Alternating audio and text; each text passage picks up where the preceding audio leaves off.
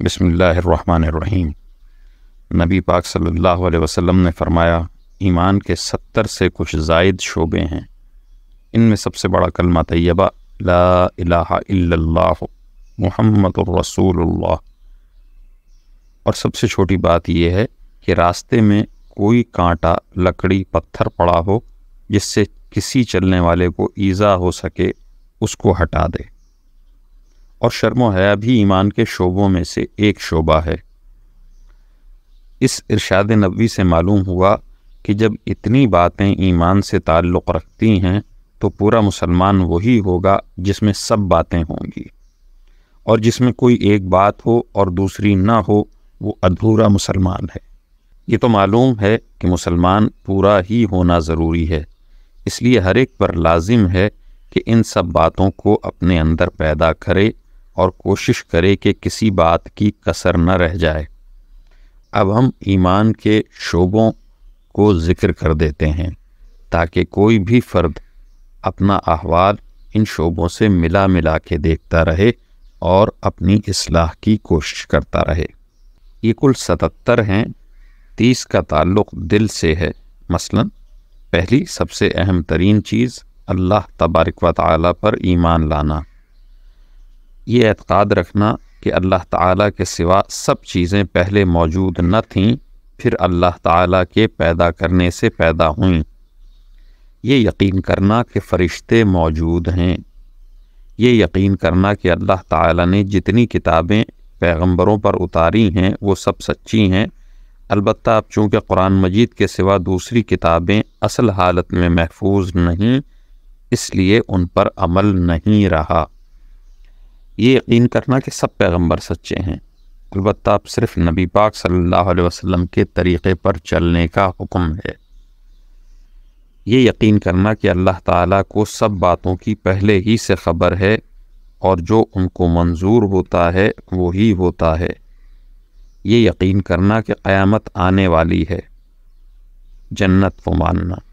دوزخ کو ماننا، اللہ تعالیٰ سے محبت رکھنا، رسول اللہ صلی اللہ علیہ وسلم سے محبت رکھنا، کسی سے بھی اگر محبت یا دشمنی کرے تو اللہ تعالیٰ ہی کی خاطر کرنا، ہر کام میں اللہ کی رضا کی نیت کرنا، گناہوں پر پچھتانا، اللہ تعالیٰ سے ڈرنا، اللہ تعالیٰ کی رحمت کی امید رکھنا، شرم کرنا، نعمت کا شکر کرنا، وعدہ پورا کرنا، صبر کرنا، خود کو دوسروں سے کم سمجھنا، مخلوق پر رحم کرنا، جو کچھ اللہ تعالیٰ کی طرف سے ہو اس پر راضی رہنا، اللہ تعالیٰ پر بھروسہ کرنا، اپنی کسی خوبی پر نہ اترانا، کسی سے کینہ اور بغض نہ رکھنا،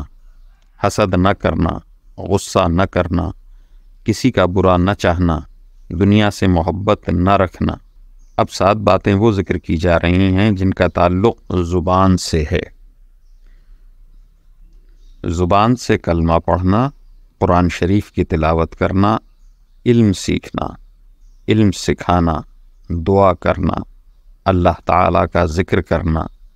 لغو، لایانی اور گناہ کی بات جیسے جھوٹ، غیبت، گالی، گانا وغیرہ، ان سب سے بچنا۔